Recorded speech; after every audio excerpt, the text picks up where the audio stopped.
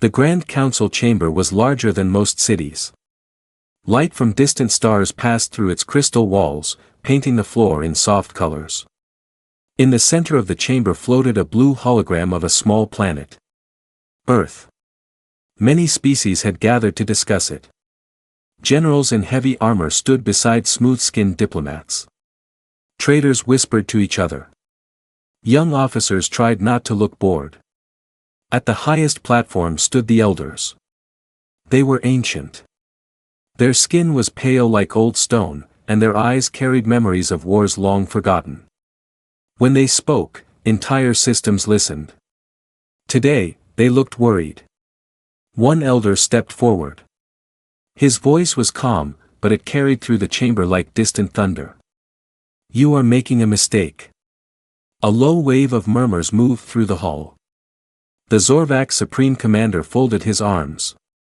He was tall, proud, and covered in battle scars. "We are not children," he replied. "Humans are new to space. Divided. Emotional. Weak." Soft laughter followed his words. The elder did not laugh. "You see division," the elder said slowly. "We see survival. You see emotion. We see loyalty. You see weakness. We see potential." The hologram zoomed in on Earth. Images appeared around it, humans rebuilding cities after storms, humans fighting wars yet rising again, humans launching ships into the dark. "They fight each other," the commander said. "They cannot even agree among themselves. And yet," the elder answered, "when faced with extinction, they unite." The chamber grew quieter. The Zorvaks had been testing human borders for months. Small raids. Broken treaties. Blocked trade routes. Nothing too large. Just enough to measure reaction. And humanity had done nothing. No open threats. No military parade. No loud speeches. Only silence. "Fear," the commander declared. "They are afraid." The elders exchanged slow glances. "Or preparing," one whispered. No one listened. The vote was called. The Zorvaks requested permission to expand deeper into human-controlled systems. Most younger races supported them. They wanted to see what would happen. Some wanted human resources. Some simply wanted entertainment. The elders voted against it. But they were outnumbered. The decision was made. The Zorvaks fleet would move closer to Earth. Far away, in a quiet human control room on Earth's surface, a young officer stared at the incoming reports. His hands did not shake. His voice did not rise. "They crossed the line," he said calmly. In other cities around the planet, similar reports appeared. Governments that had argued for years suddenly shared the same message. External threat confirmed. Emergency meetings began. Not public. Not loud. Private and fast. Under the oceans, old structures powered on. Massive doors opened in silence. On the dark side of the moon, construction platforms shifted position. Ships that had never appeared on public records activated one by one. Factories that once built civilian craft switched production. Communication networks changed encryption codes. Human media said nothing. To the galaxy, Earth still looked quiet. The Zorvaks fleet entered the outer human system with confidence. Their ships shined with polished metal. Their banners were bright. Their scanners searched for panic signals. They found none. "See," the commander told the council through live transmission. "Nothing." But in the shadows behind the moon, human vessels formed perfect lines. Across Earth's continents, soldiers who once wore different flags now stood under one symbol. No celebrations. No speeches. Only focus. Back in the council chamber, one elder closed his eyes. "They think silence means surrender," he said softly. The blue hologram of Earth rotated slowly in the center of the room. And they never asked why the noise stopped.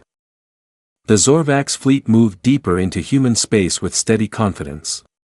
Their engines burned bright across the dark void, leaving long trails of blue fire.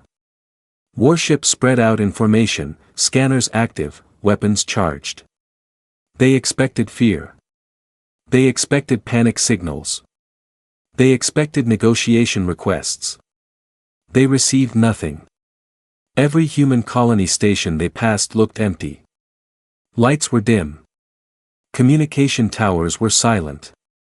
Cargo ships were gone from trade lanes. "It seems they are retreating," one Zorvax officer said with a grin. The Supreme Commander stood on the bridge of his flagship, staring at the silent stars. They finally understand their position. But something about the quiet felt wrong. Long-range scanners showed strange energy readings near asteroid belts. Nothing clear. Nothing direct. Just small pulses that vanished quickly. "Probably natural interference," another officer suggested. The commander nodded. "Continue forward." Far away, hidden behind the moon, thousands of human ships waited in darkness. They did not speak loudly. They did not celebrate. Their formation was perfect, like a single machine made of many parts.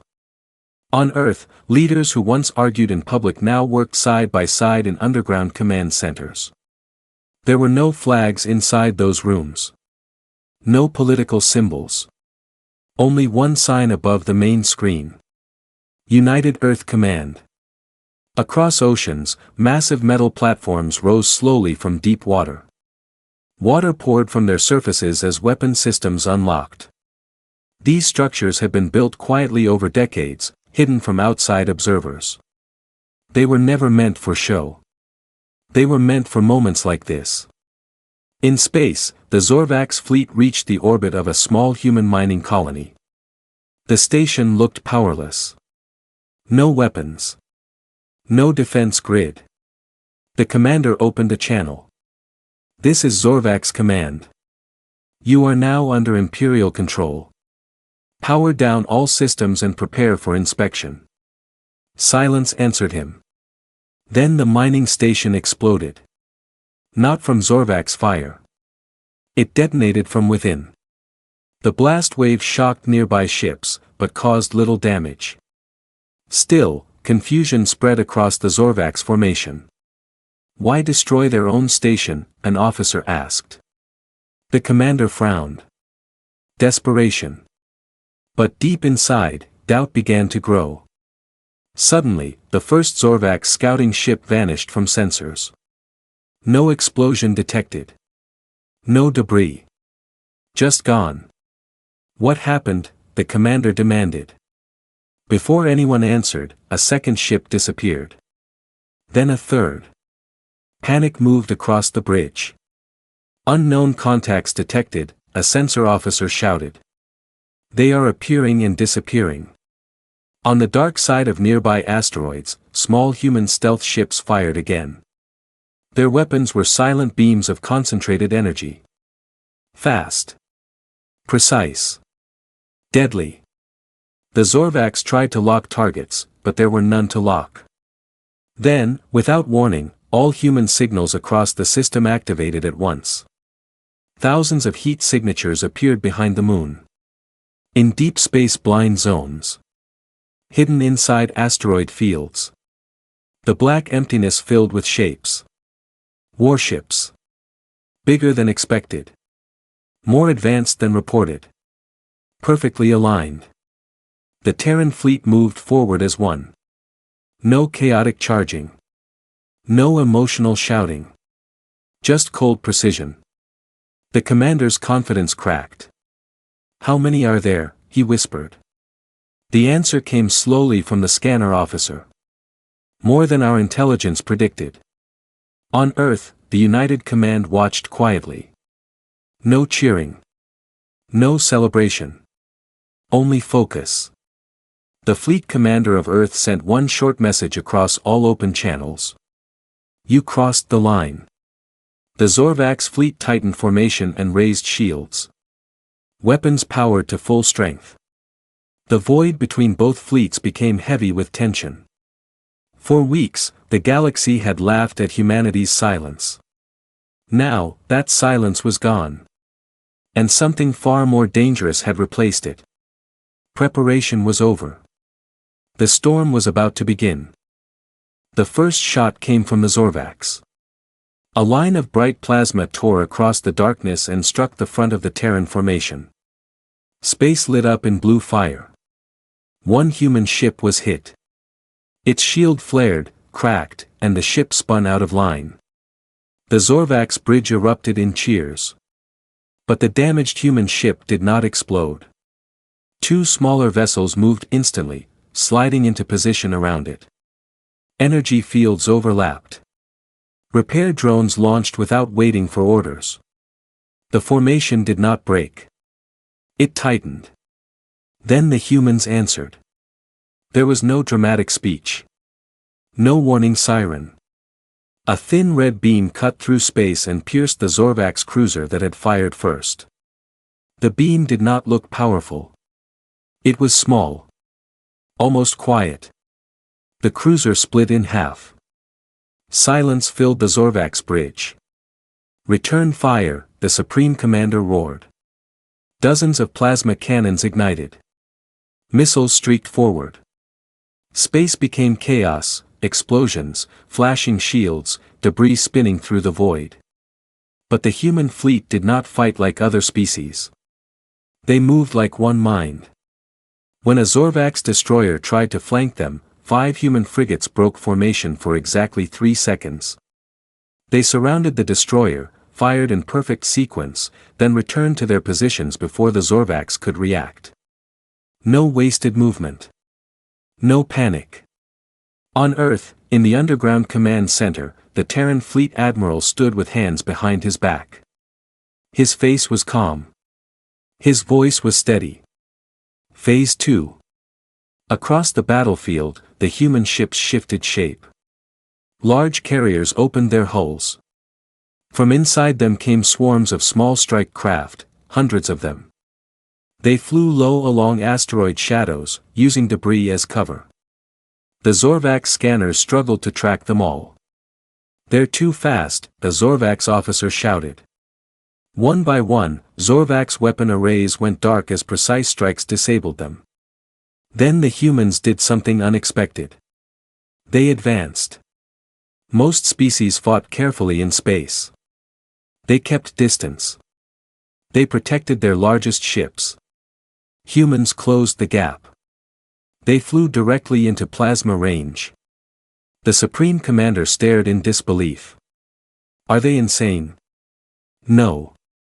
They were committed. Human ships locked onto weak points in Zorvax shields. Not random fire, targeted fire. They focused on engines. Command decks. Power cores.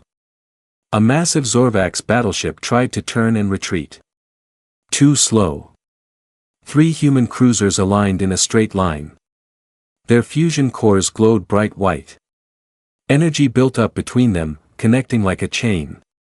Energy spike detected, the Zorvax sensor officer screamed. A single combined beam fired. It punched through the battleship's shield, hull, and central reactor. The explosion was silent in space, but its light washed over both fleets.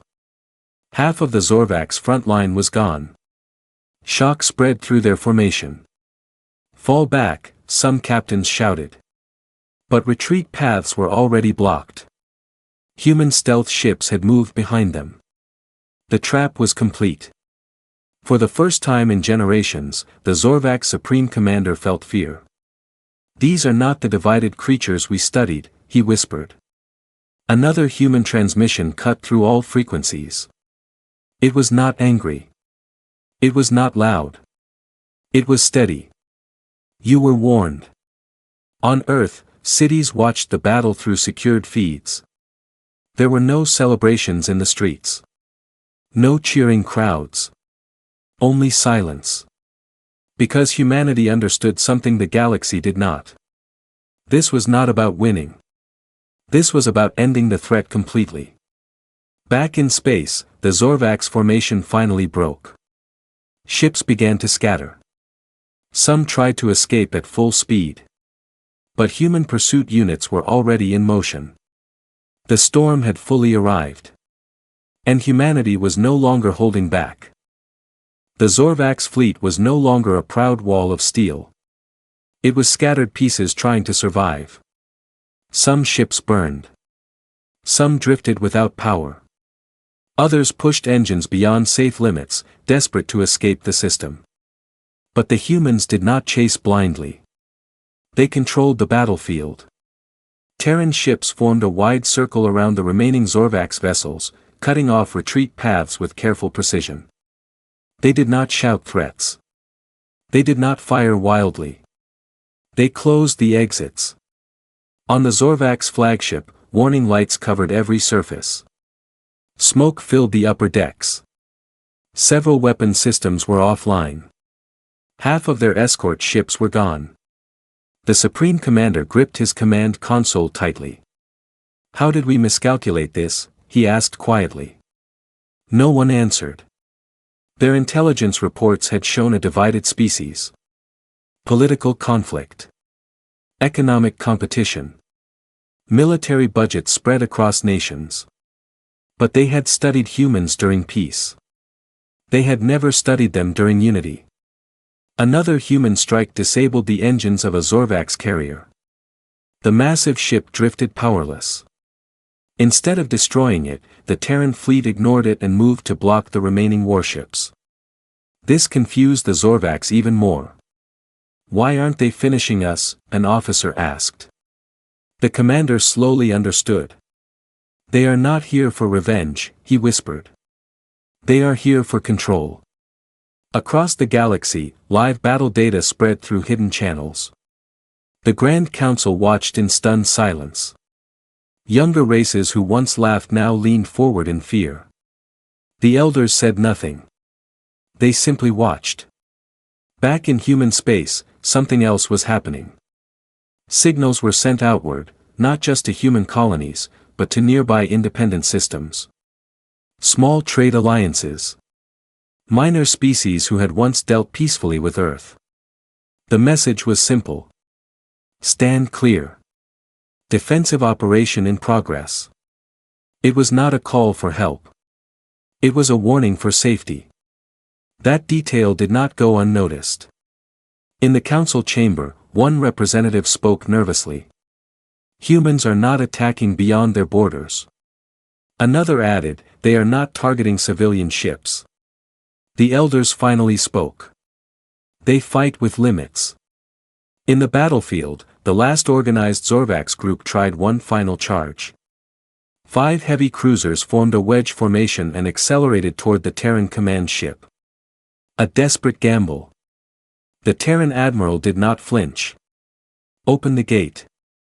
From behind Earth's moon, something massive powered on. A structure previously hidden in shadow unfolded slowly. It was not a ship. It was a station, enormous, armored, and connected directly to planetary fusion networks. Energy gathered at its center. The Zorvax scanners screamed warnings. Energy levels exceeding safe measurement. A focused beam shot across the system. Not wide. Not scattered. Precise. It cut through the lead cruiser instantly. The remaining 4 broke formation in terror. The Terran fleet did not pursue the survivors beyond the system's boundary. Instead, they stopped at the edge. A clear line in space. The message was obvious. This far. No further. Hours later, the surviving Zorvax ships jumped to faster-than-light travel, fleeing toward their territory. Human ships did not follow. The battlefield fell silent. Debris floated slowly under distant starlight. In the Grand Council chamber, no one laughed now. The Supreme Commander of the Zorvax transmitted a final message before their signal faded. "We withdraw." On Earth, there was still no celebration.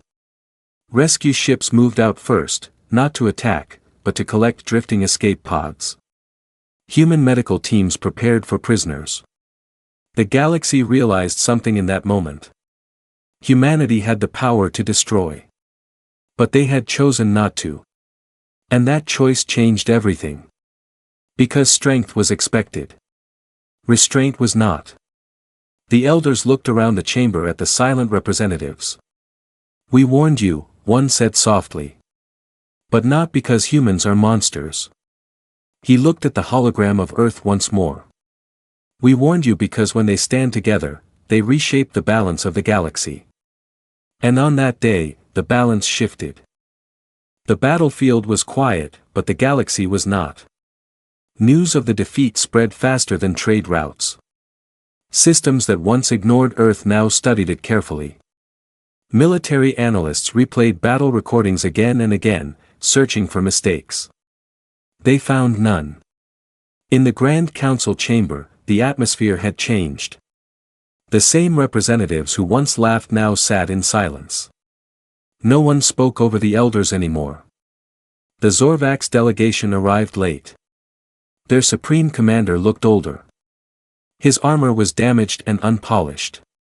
Pride was still in his eyes, but it was different now. Sharper. More careful. "We underestimated them," he admitted. It was the first time those words had been spoken publicly. An elder nodded slowly. "Yes." The commander continued, "They had the power to destroy our fleet completely." "They did not."